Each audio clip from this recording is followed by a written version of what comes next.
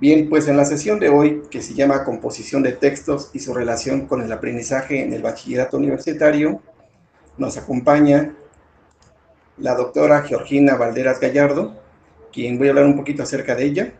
Es licenciada, maestra y doctora en psicología por parte de la Facultad de Psicología de la UNAM. Es profesora de la materia de psicología en el CCH Plantel Sur. Tiene 27 años de experiencia docente en el bachillerato. Es profesora invitada de la Facultad de Psicología en las asignaturas de Teoría Sociocultural y Paradigmas Psicoeducativos Contemporáneos. También participa en el Seminario de Investigación sobre Literacidad Académica y Aprendizaje Complejo en la Facultad de Psicología. Tiene además experiencia administrativa en la jefatura de la Unidad de Planeación, coordinación de los programas institucionales de tutorías y asesorías del CCH Plantel Sur. Participa en el Consejo Asesor del Sistema Institucional de Tutoría y actualmente se desempeña como secretaria de Asuntos Estudiantiles del mismo plantel. Y dentro de sus líneas de trabajo de investigación se encuentran la formación y actualización docente, promoción de la lectura y escritura como herramientas epistémicas, desarrollo de habilidades de autorregulación para el acompañamiento de estudiantes en el bachillerato, además de ser una gran compañera y sobre todo un excelente ser humano. Pues bienvenida, Jean, y pues adelante con la presentación. Pues muy buenas tardes, gracias por este espacio.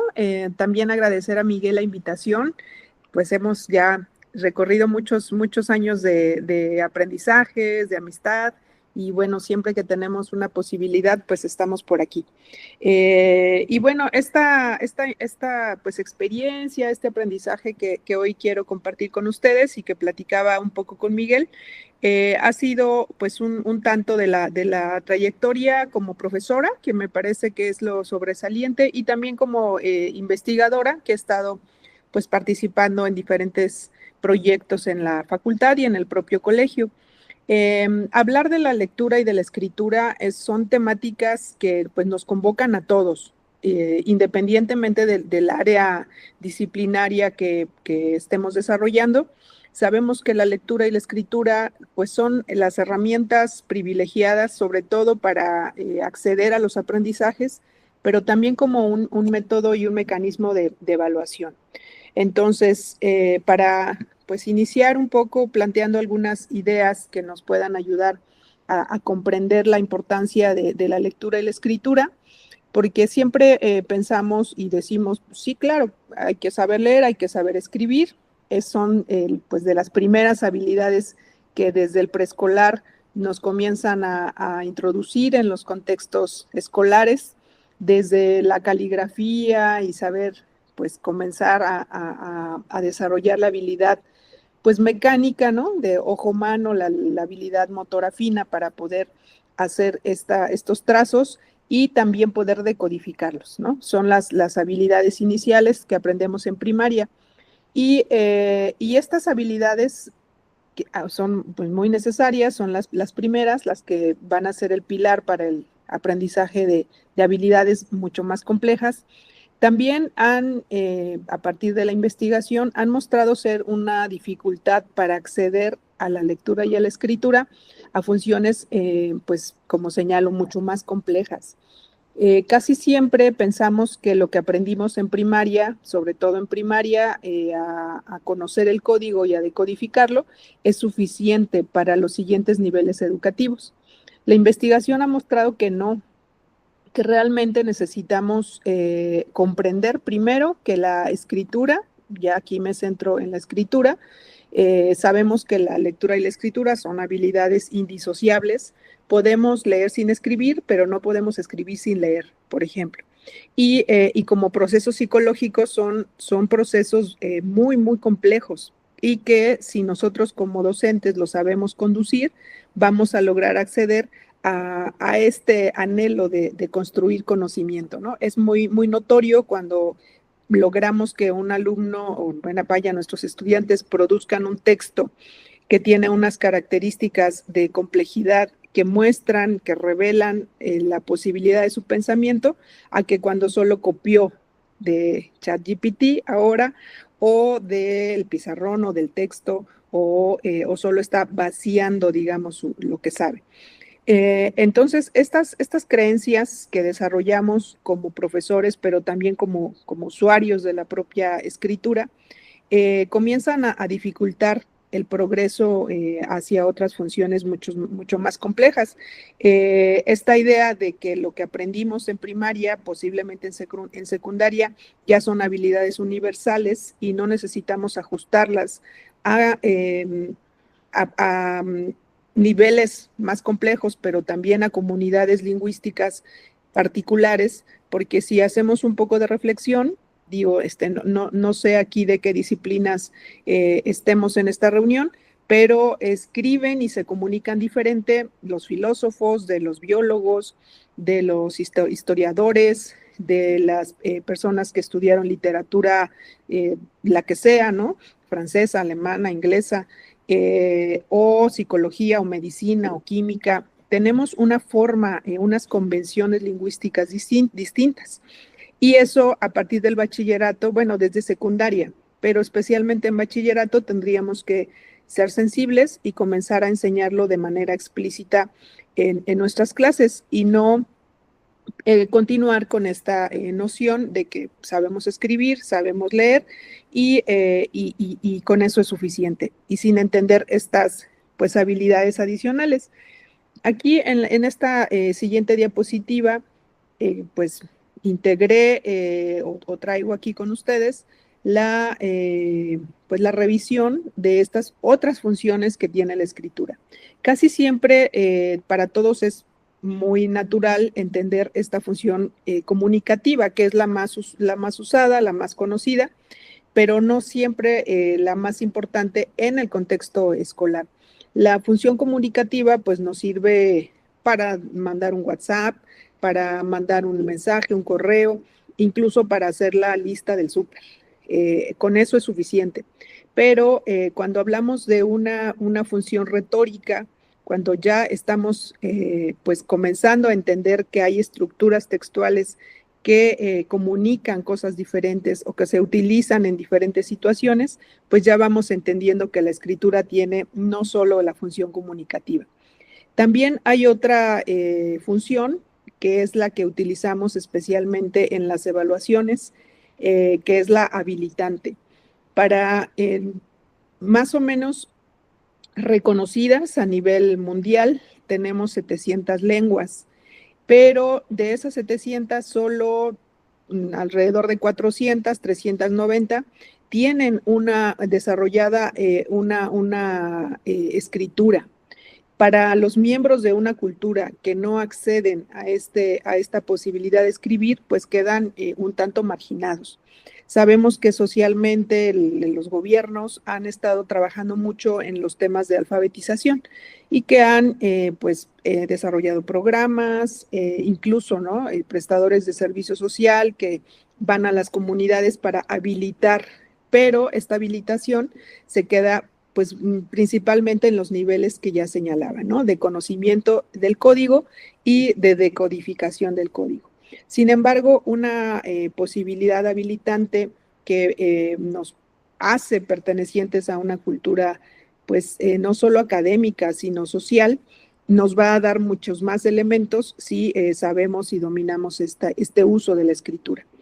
Y esta otra función, la tercera, la epistémica, es de las más complejas, es la más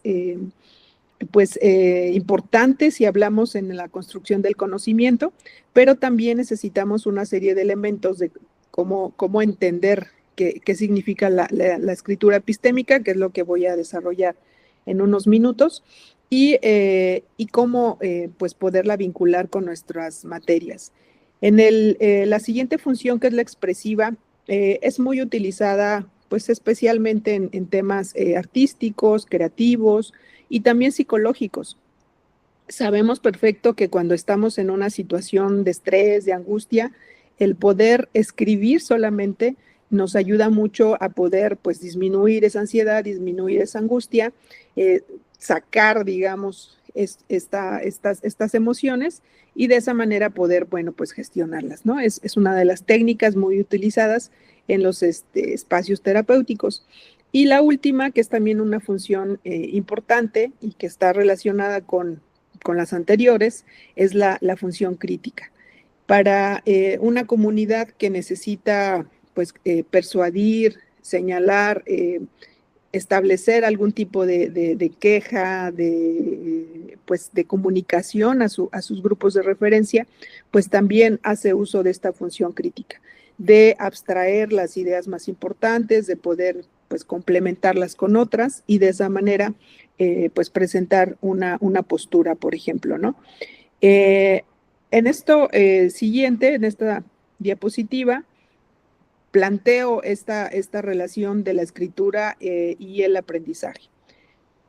Pareciera natural y pareciera obvia o es obvia la relación, sin embargo, ¿qué elementos les invito a considerar, a ir conociendo sobre cómo se establece esta relación?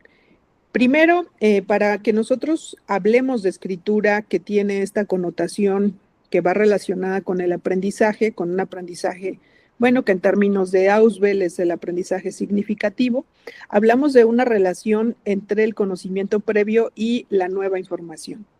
Y comunicarla de manera escrita para el aprendiz, para el escritor, exige un nivel cognoscitivo mucho más complejo, mucho más profundo. Para que nosotros podamos comunicar, necesitamos establecer este contexto lingüístico-psicológico que hacemos en la oralidad, ¿no? En la oralidad, toda nuestra comunicación no verbal está comunicando y está dando un contexto donde la otra persona, a veces decimos, es que hasta con la mirada nos entendemos, o con la expresión facial, ¿no? Ya se le dice a alguien, no, eso no estoy de acuerdo, o eso sí, o no estás entendiendo, ¿no? Ahorita, por ejemplo, a mí me cuesta un poco de trabajo saber cómo vamos, porque no tengo la referencia de qué están ustedes entendiendo, que cómo van, si ya los aburrí, si estamos interesados. En las clases en línea eso fue un reto, por ejemplo, ¿no? Y en el caso de la escritura, no tenemos al otro, a nuestro interlocutor presente. Entonces tenemos que llevar a cabo este proceso que sea muy preciso, muy riguroso, para poder comunicar una idea. Y esta exigencia, cuando nosotros le decimos a los estudiantes, sí, pero hazlo por escrito, con solo esta actividad ya estamos pues llevando a un nivel superior el aprendizaje. Pero no es suficiente con dar una instrucción de hazlo por escrito. Ahorita voy mencionando por qué. Cuando nosotros establecemos la tarea de escritura y que ya estamos hablando de una composición escrita, por eso es diferente escribir, como en términos generales, a pensar en un proceso de composición escrita. Esto nos lleva a pensar como un proceso matemático, donde tenemos una incógnita, porque la escritura la definen algunos autores como un problema mal definido, porque no tiene una solución única. Podemos llevar un escrito de muchas maneras. Incluso el mismo escritor puede cambiarlo, puede editarlo. Y si ponemos una misma tarea a diferentes escritores, vamos a tener resultados distintos. Aquí lo interesante y la connotación de epistémica surge en esta interacción entre lo que tenemos que decir cuando nosotros le decimos a nuestros estudiantes, por favor, elabora un resumen de tal tema, de tal concepto, o de lo que vimos en clase, o un diario de aprendizaje. Y esto es lo que Bereiter y Escardamalia, estos dos autores canadienses, establecen como el espacio temático. Y este espacio temático es lo que realmente nosotros estamos queriendo que el estudiante aprenda. Y es donde insistimos y es donde le decimos, no, pero no se entiende bien, pero te faltó esto. Pero no ponemos el otro espacio que es el retórico, que es cómo decirlo. Y este espacio retórico, bueno, ya tiene que ver con los géneros textuales, que también desarrolló en unos momentos. Y esta interacción, esta tensión es lo que va a provocar que cognitivamente logremos un nivel más complejo de la escritura. Cuando nosotros solo solicitamos una tarea de dime lo que sabes, estamos apelando al espacio temático y lo que hace el estudiante es una especie de vaciado, pues sé esto, esto, esto, esto. Pero cuando nosotros le decimos, pero dímelo de esta manera, ¿cómo decirlo? Si le decimos, hazme un resumen, hazme un ensayo, pero si a esta instrucción agregamos un objetivo comunicativo, ¿qué quieres decir? ¿Quieres persuadir? ¿Quieres convencer? ¿Quieres contraargumentar? ¿Quieres informar? ¿Quieres describir? ¿Qué quieres hacer con esa información y a quién se lo quieres decir? Porque es diferente decírselo a una comunidad experta, por ejemplo, o a los padres de familia o a mis compañeros, porque casi siempre en el contexto académico escribimos al profesor, es nuestro lector imaginario. Y decimos, pues no tengo que decirle todo esto porque el profesor ya lo sabe, pero si a la instrucción en este espacio retórico es comunícalo a, no sé, a tus compañeros o a tus padres o a una comunidad, como decía, no experta, entonces el lenguaje que voy a seleccionar, la extensión va a ser distinta. Y esta tensión entre estos dos espacios del proceso de escritura, del espacio temático y el retórico, es lo que me va a permitir lograr el acceso a lo que llamamos la escritura epistémica, porque voy a empezar a reconstruir lo que sé. Porque si encuentro un hueco de información, entonces puedo investigar más, preguntar más, o si no estoy realmente convencido de que estoy comunicando lo que quiero, o si la persona o la comunidad para la que estoy escribiendo no queda suficientemente clara o definida, pues lo puedo reeditar y es lo necesario para llevar a cabo el proceso de escritura epistémica. Y bueno, también aquí vemos que hay algunos géneros que nos ayudan a, a facilitar la escritura epistémica y algunos otros pues son menos complejos, ¿no? Vamos a ver algunos de ellos que nos ayuden en nuestra práctica pues docente cotidiana, cuáles son los textos que nos permitirían pues llevar a los estudiantes a un aprendizaje mucho más complejo, ¿no? Que exigen una actividad cognitiva pues mucho más compleja. Espero que hasta aquí vayamos bien. Me comentó Miguel que, bueno, desarrollamos la temática pues más o menos en 40 minutos y después vendrían las preguntas. Aquí en esta imagen y que además, bueno, tiene esa intencionalidad de cómo va creciendo, cómo va siendo cada vez más compleja, que es la invitación a trabajar en nuestras aulas en este proceso de relación entre la escritura y el aprendizaje. Cuando estamos hablando de escritura académica, estamos hablando de una escritura con una serie de características. La primera, pues, es comprender, que nos puede ayudar no solo a comunicar, sino también a aprender. Cuando ayudamos a los estudiantes con protocolos de escritura, por ejemplo, y les inducimos a que respondan a preguntas, por ejemplo, de que relacionen qué fue lo que se leyó o se vio en clase con algo que sabían, qué consideran de eso que se revisó que aprendieron mejor, qué consideran que aprendieron menos, que todavía les quedan dudas, de todo eso que se revisó, qué consideran que es lo más importante. Si nosotros hacemos esas preguntas, vamos a llevar al estudiante a una comprensión más profunda. Y también si le pedimos que haga un escrito o que haga un plan de escritura, que es el siguiente proceso, que nosotros podamos pues también hacer de manera explícita la enseñanza de que la escritura necesita una planeación. Puedo hacer un punteo de las ideas que quiero comunicar, puedo priorizarlas, cuál quiero decir primero, cuál después, con qué género, cuál es el objetivo comunicativo que quiero alcanzar y a qué comunidad está dirigida, a quién estoy escribiendo o dirigiendo mi escrito, ¿no? Recordarán, quizá, yo porque soy del siglo pasado, cuando escribíamos nuestra carta a los Reyes Magos, ¿no? Entonces, comenzábamos diciendo, queridos Reyes Magos.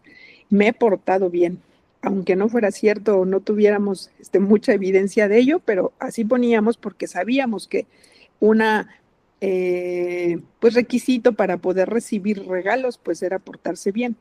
Ese escrito y después decíamos, como me porté bien, entonces solicito, quiero, merezco tales regalos. Y pues gracias, Reyes Magos.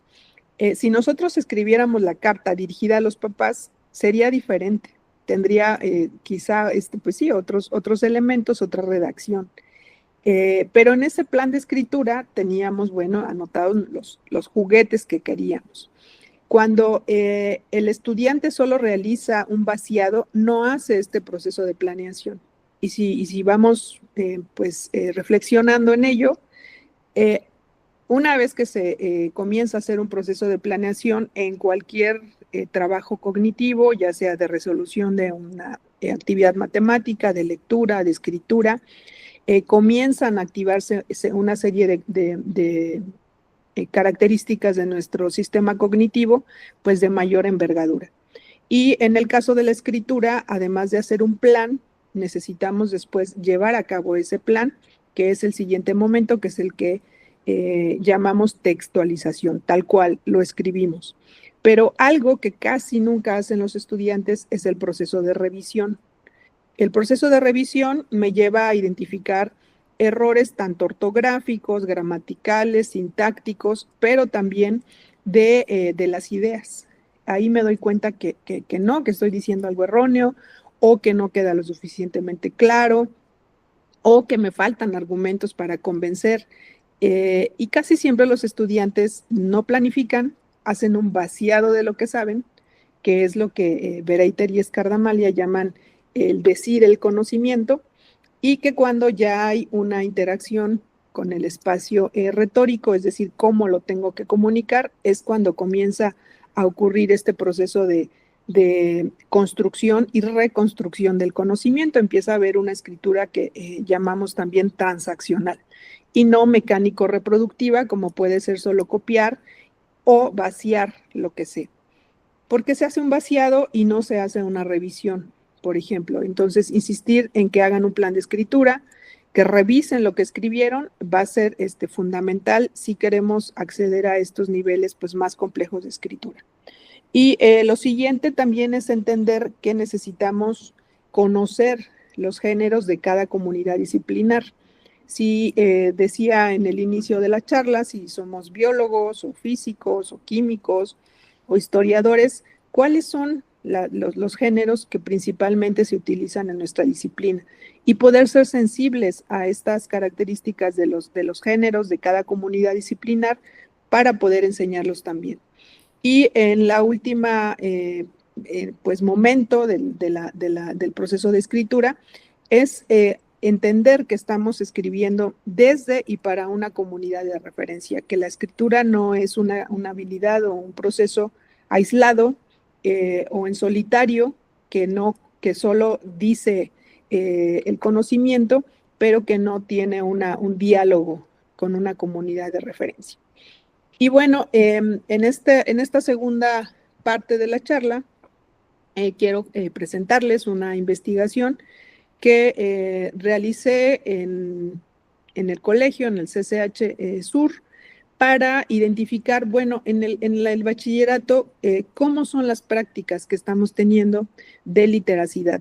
Literacidad es un término que viene de la cultura inglesa, sin embargo, traducido al español, se ha integrado como las prácticas de lectura, de escritura, tanto en los contextos escolares como en los vernáculos, en los cotidianos, lo integra. En la cultura mucho más, hispanoamericana, sobre todo en la parte sur, Argentina, Chile, México, estamos utilizando el concepto de alfabetización académica.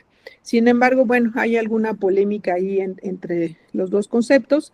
Algunos autores hablan que alfabetización se reduce al conocimiento del código y a la decodificación y que literacidad implica pues un concepto mucho más amplio.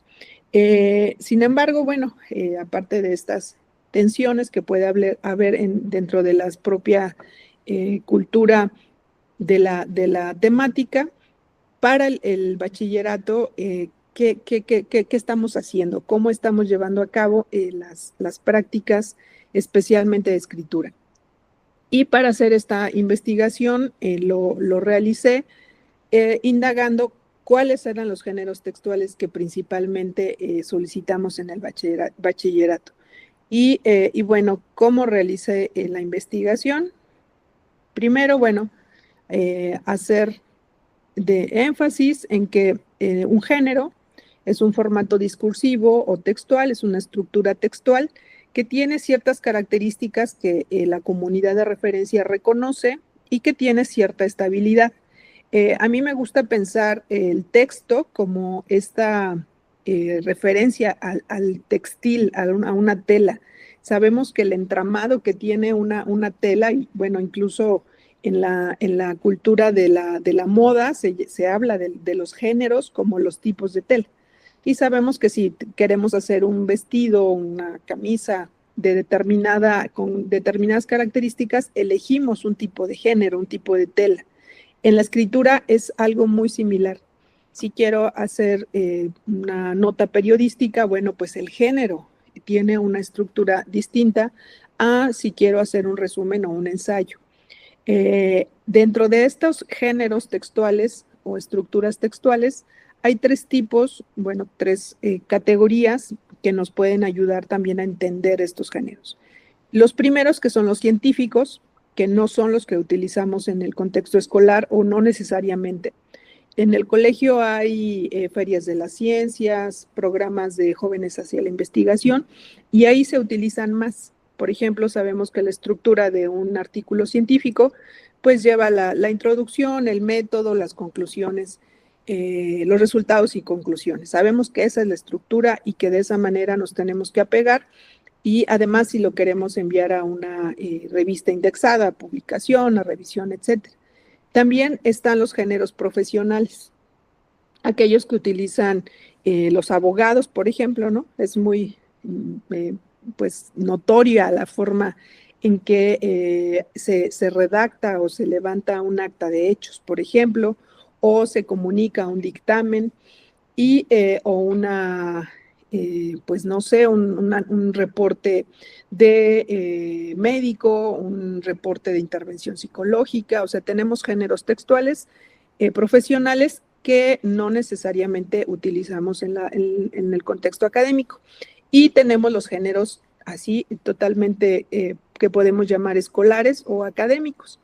Dentro de los géneros académicos, los que más se utilizan y que podemos identificar son los reportes de investigación, los ensayos, la toma de apuntes como una actividad pues inherente al trabajo en el aula, que incluso muchos profesores pues apoyamos en que la toma de apuntes vaya más allá de una copia, porque casi siempre, y bueno, ahora no sé sus estudiantes, pero los míos ya no toman apuntes, ya toman fotos y que ocurría lo mismo con los apuntes que intentan revisar un día antes del examen y para activar sobre todo la memoria, pero que no llevan a cabo este proceso constructivo. También solicitamos reseñas de libros, reportes de prácticas, que es como de los más utilizados.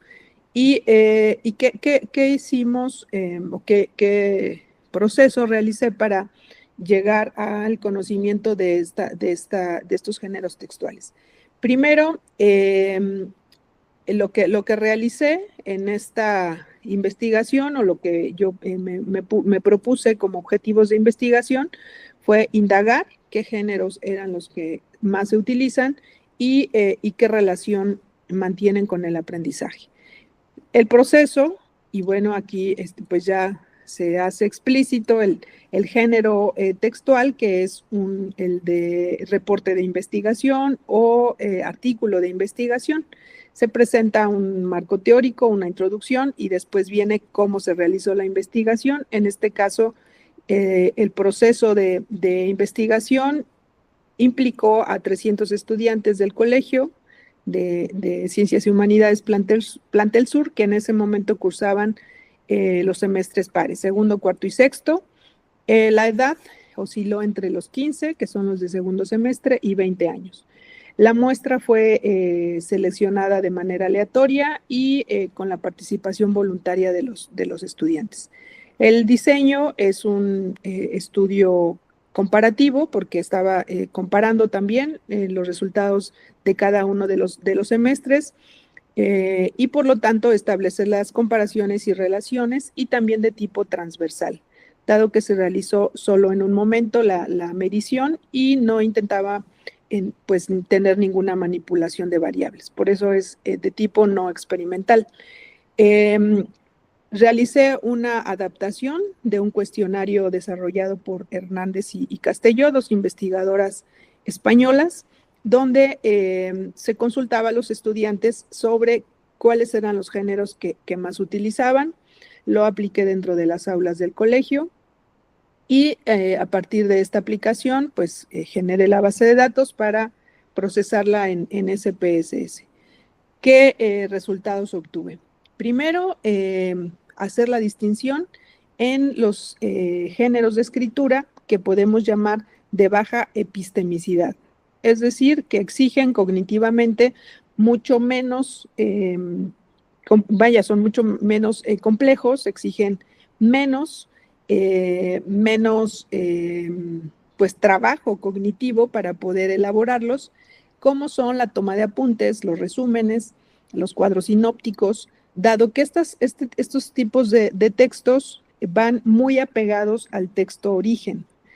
Por lo tanto, mi preocupación es que esté completo o es que diga lo que el autor dice. No me exigen hacer una crítica, hacer una comparación, hacer una relación, como serían los géneros de mayor epistemicidad, como son los ensayos, como es la reflexión escrita, como puede ser un diario de aprendizaje bien llevado, y la escritura creativa. Son las tres categorías que pude establecer a partir de los resultados. Y ¿qué fue lo que ocurrió al realizar el análisis estadístico? Pues ya lo podíamos, pues ya lo podía inferir, pero a partir de del procesamiento estadístico, pues efectivamente se nota, aquí se puede identificar en la tabla, que los géneros de escritura de menor epistemicidad son los más utilizados. Aquí las medias pues apuntan a ello, nos indican que el texto más utilizado o que los estudiantes señalaron como el que más utilizan es la de la toma de apuntes. Y referí hace un momento, la toma de apuntes es una actividad inherente al proceso de aprendizaje en el aula, pero podemos llevarlo a un proceso mucho más complejo que solo reproducir de manera mecánica lo que el profesor dice o lo que el texto dice o lo que se esté revisando en clase, que es lo que la mayoría de los estudiantes hacen. Desarrollan una habilidad para escribirlo rápido o para tomar la foto, pero no hay una interacción profunda con aquello que se presentó. Por eso es que se considera como un género de baja o menor epistemicidad. O tomar los apuntes de un texto, como ya señalaba. Casi siempre los profesores decimos, pues elabora un resumen. El resumen como medio inicial para potenciar el aprendizaje puede ser muy adecuado, porque integra las ideas más importantes. Por ejemplo, si vamos a escribir una monografía, ¿no? Una monografía, pues es hablar de un tema particular, pero desde diferentes autores o desde diferentes modelos, posturas teóricas o posibles explicaciones. Tener un resumen de cada uno nos puede ayudar para hacer esa integración. Pero un resumen en sí mismo pudiera quedarse en la recuperación de las ideas. Los estudiantes saben hacer resúmenes en el sentido que dicen, pues es lo más importante. Las ideas más rudimentarias de un resumen es para muchos estudiantes, pues hacerlo más pequeño. Y algunos, como en algunas investigaciones se ha reportado, pues le quitan un párrafo sí, un párrafo no, y ya se hizo más chiquito, pero no necesariamente recupera la esencia del texto. Y una escritura de resumen que además exigiera, por ejemplo, el parafraseo, eso ayudaría más a que reproduzcan de manera íntegra lo que está en los textos, ¿no? Los cuadros sinópticos, que es también algo que solicitamos con mucha frecuencia. Reseñas de libros, que también pudieran todos estos géneros llevarse a un nivel más complejo, pero que generalmente los dejamos más en la reproducción de la idea inicial. Y como textos o los reportes de prácticas de laboratorio. Y donde los estudiantes, por ejemplo, en los reportes de prácticas, platicando con mis compañeros biólogos, físicos, químicos, dicen el experimento, por ejemplo, las conclusiones, sí salió, sí se puso de color rosa el agua, o sí movió el péndulo, pero no logran explicar por qué, que sería lo interesante y que entonces hablaríamos de una mayor epistemicidad. Eso es lo que con un trabajo pues organizado en el aula, referido a cómo planificas, cómo textualizas y cómo revisas, pudiéramos llevar a una mayor complejidad este proceso. Tenemos los ensayos, la reflexión por escrito de un tema, un análisis bibliográfico, que podría ser, a partir de este análisis, llevar a una monografía, por ejemplo, o expresar las ideas académicas, pero parafraseándolas, no copiando, es lo que llamaríamos de mayor epistemicidad. Y la escritura creativa, que esa pues implica pues una posibilidad mucho más, pues como lo señala, ¿no? Creativa, abierta, que no necesariamente tiene esta estructura que pudiera ser más rígida, como es la de otras estructuras textuales, pero que también puede llevar a un aprendizaje pues mucho más elaborado. En estos resultados de esta investigación, bueno, pues ya lo señalaba, identificamos que al menos en la cultura escrita del colegio del CCH Sur apunta a el uso, las prácticas de escritura, a una utilización de géneros de menor epistemicidad. Así en los resultados, en el análisis de resultados, en esta comparación entre los estudiantes de segundo, cuarto y los de sexto, esperábamos que los de sexto tuvieran un mayor uso de textos de mayor epistemicidad, y aunque sí hubo un reporte, una diferencia, pues esta estadísticamente no fue significativa. Lo que pues nos lleva a concluir que de manera general en el bachillerato pues estamos utilizando textos de menor epistemicidad. Y bueno, esto se fortalece con el estudio que también realizó Hernández y Rodríguez sobre estas creencias que los textos sirven para reproducir, para transmitir las ideas y no para reconstruirlas o reconfigurarlas. ¿Cuáles son las conclusiones de este proceso? Bueno, pues que la alfabetización académica necesitamos pensarla como un proceso de enculturación, donde tenemos que construir una comunidad pues, de escritores, de lectores, de escritores. A veces también nos preguntamos, bueno, los profesores, ¿qué tanto escribimos dentro de nuestras disciplinas? Porque escribimos nuestras notas para preparar una clase, para hacer informes, para hacer proyectos, vaya lo que pues cada institución nos exige, pero qué tanto también nos involucramos a desarrollar un ensayo, a desarrollar las mismas tareas que podríamos pues pedirle a los estudiantes. Por otro lado, este uso de géneros como son los resúmenes, los cuadros sinópticos, la toma de apuntes, que están promoviendo, pues sobre todo una escritura que llamamos de baja epistemicidad, ¿no? Que tienen una menor exigencia cognitiva. Y por otro lado, pues estos géneros textuales que ubicamos como de alta epistemicidad, pues nos demandan ir más allá de la comprensión pues superficial. Estos textos sí exigen tener una interacción entre el espacio temático y el retórico, que señalaba en un inicio, y este diálogo, ya cambiar las creencias de que yo tengo que poner solo atención a lo que diga el autor, sino yo también puedo cuestionar, dialogar con lo que el autor dice cuando estoy pensando en la tarea de lectura, pero también llevarla a cabo en el proceso de escritura, ¿no? cuál es la transformación que podría tener de esta información inicial. Toda esta pues, investigación, las conclusiones, podemos ver que hay una pues, necesidad de trabajar en las tareas de lectura y de escritura, pensar que aunque estamos en el bachillerato y asumimos que ya tienen una serie de habilidades nuestros estudiantes, podemos pues apoyarnos en protocolos, en estrategias, en orientaciones mucho más explícitas, mucho más intencionadas para llevarlos a pensar los textos de esta manera dialógica y no solo mecánico-reproductiva, y de tal manera que podamos pues apoyar pues nuestra formación docente, pero también en el desarrollo de lo que los estudiantes pues realizan todos los días, ¿no? Bueno, compartí la presentación con Miguel para que las pueda también compartir con ustedes. Aquí están las referencias y mis datos. Bueno, si quisieran tener alguna comunicación para compartir, precisar o lo que requieran. Y pues muchas gracias.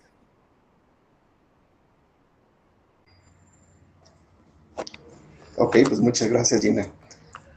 Creo que es muy pertinente tu presentación, principalmente porque, como comentabas, que los alumnos tienden ahora a simplemente tomar fotografías, pero también los docentes ya usamos un poco de esto, ¿no? Tenemos el cañón y escribimos nuestras presentaciones y las vamos reciclando semestre a semestre, y cada vez también les escribimos menos a los estudiantes.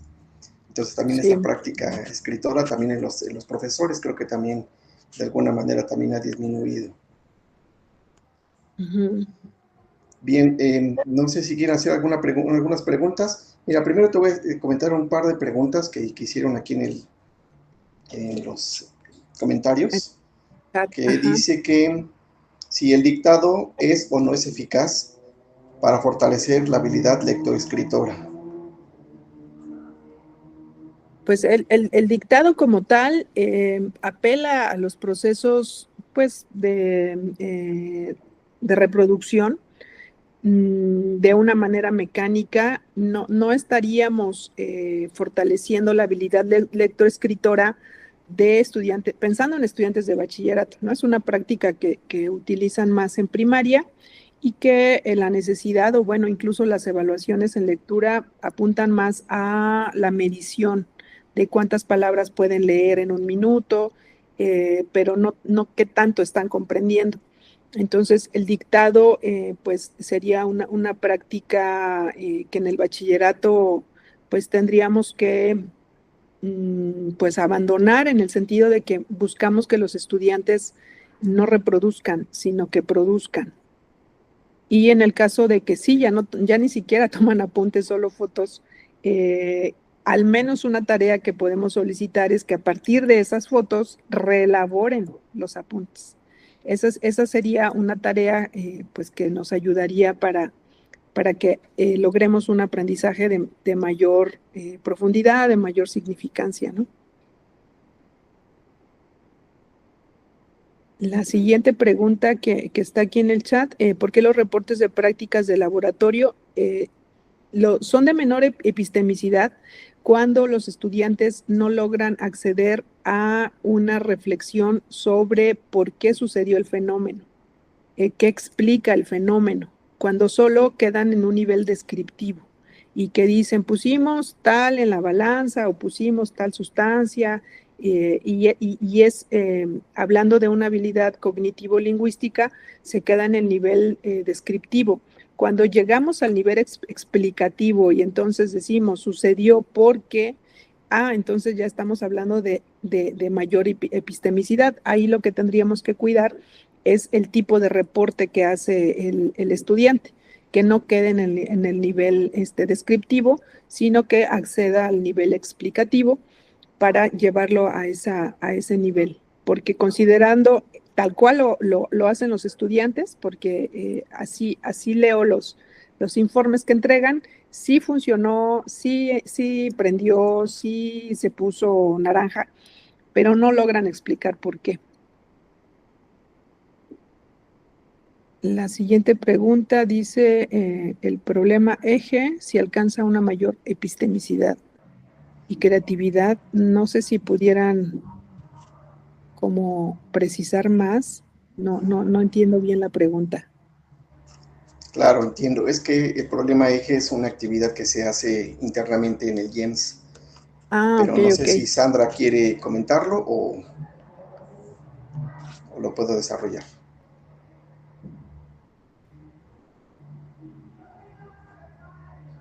Sandra, ¿estás por ahí? ¿Lo quieres comentar?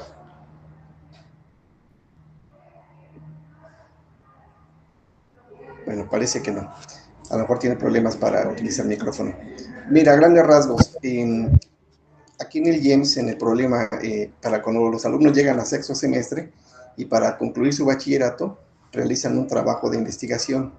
Y ese trabajo de investigación tiene que presentarse de forma escrita. Desde luego es un trabajo pues a nivel bachillerato, entonces pues no tiene tanta profundidad, pero sí se espera que se vean reflejadas pues algunas habilidades que han trabajado a lo largo del bachillerato, de investigación, de búsqueda, pues de resumir, de redactar, de poder argumentar, de poder citar. Entonces, todo esto los alumnos lo entregan, es como una pequeña tesis que entregan y al final también tienen que hacer una presentación, también tienen un director que es el que les lleva todo este proceso, los va guiando, tienen un revisor y una persona que también es un profesor que es de la comisión evaluadora, que es la que pues da seguimiento a que todo este proceso pues tenga validez y se lleve a cabo conforme a los protocolos de la institución. Entonces, no sé si Ya. con esto. Sí, bueno, de Sí. acuerdo a la descripción, pues sí, sí es una actividad de alta epistemicidad. Aquí, y relacionándolo con la siguiente pregunta sobre si estas pues actividades que solicitamos como construcción de mapas conceptuales o cuadros sinópticos se consideran de baja epistemicidad. Podemos llevarlos porque si nosotros los dejamos en el nivel reproductivo es que hacen una especie de copia a los estudiantes. Pero si nosotros agregamos a esa solicitud de un cuadro sinóptico, de un resumen, objetivo comunicativo, es decir, ¿qué quieres lograr con tu resumen? ¿Y a quién se lo vas a dirigir? De esa manera lo hacemos más complejo, porque en sí mismo esa actividad que solicitamos de resumen o de mapa conceptual está apegado totalmente al texto origen o a la explicación inicial. Pero si yo le digo, esta información tienes que, vaya, transformarla para poder convencer a alguien, y ese alguien es, no, más allá de tu profesor, o sea, vas a hacer una campaña para convencer que tenemos que cuidar el planeta por las consecuencias que estamos teniendo en el cambio climático, entonces lo llevamos más allá. Si yo le pido un cuadro sinóptico, me puede estructurar bien la información y ese es un nivel de aprendizaje y de conocimiento que es adecuado. Pero si yo lo quiero todavía potencializar más, y solicito a quién lo dirige y para qué lo dirige, entonces lo estoy llevando a una exigencia mayor. Ahí es donde buscaríamos tener mayor complejidad. En sí mismas las tareas entrañan cierta complejidad, pero como no tensionan estos dos aspectos, lo que señalaba el retórico y el de contenido, es que nos quedamos en el nivel mucho más mecánico. Entonces el estudiante revisa que lo que puso en su cuadro esté completo respecto al texto origen y se queda en un menor nivel de conocimiento y por lo tanto de epistemicidad. Ahí es donde podríamos estar entendiendo la diferencia.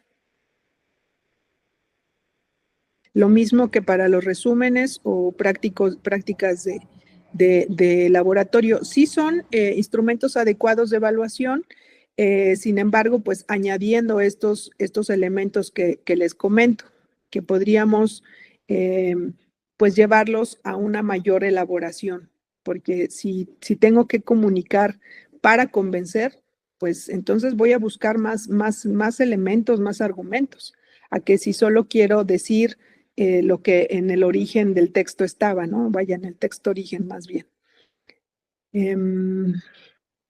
Bueno, hay alguien que ya se va.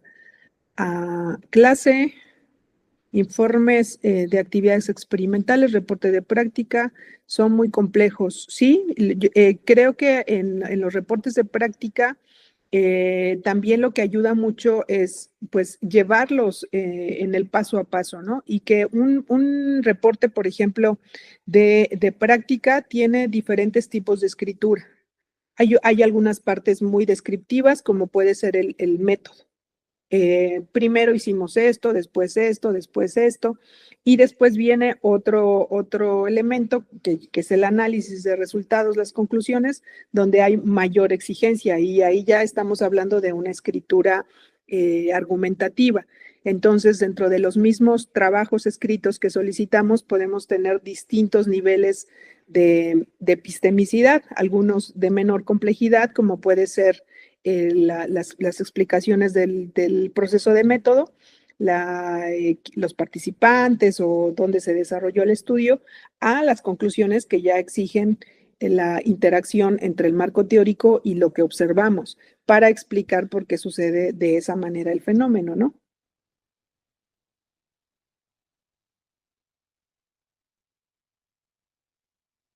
La tecnología puede influir en la lectoescritura de los adolescentes de manera positiva, pues me parece que ahí es polémico. De mi punto de vista es ambos. Puede ser muy positiva porque potencializa. Cuando los estudiantes hacen una consulta en Internet, porque ahora ya todo consultan en Internet y tienen en sus manos, en su dispositivo, el acceso a toda la información que requieran. Y quedarse con esa información puede ser muy negativo, porque algunos ya hacen un buen trabajo de elaborar los prompts que le piden a ChatGPT y les arroja tareas muy bien hechas, pero que no están procesando ellos. Yo les digo a mis estudiantes, ¿cómo es la relación con la tecnología? Yo no tengo problema en que Google Maps o que Waze me lleve a algún lugar, no tengo problema, pero sí tengo problemas si la tecnología quiere decidir por mí en otras cosas, ¿no? En otras situaciones que sí me implican pues un estilo de vida, una calidad de vida, una forma de pensar. Entonces ahí sí hay problemas. ¿Cómo podemos usar la tecnología para que nos apoye, nos ayude, pero sin que reste la posibilidad de desarrollo en el caso de nuestros estudiantes? Creo que es un poco lo que tendríamos que cuidar.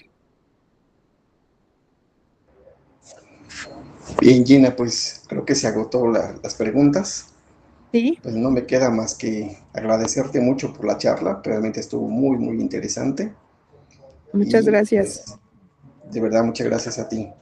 Y pues invitarlos a la siguiente charla de la próxima semana. Ujú. Pues Ok, muchas es igual gracias a y la mucho misma hora. gusto. Gracias.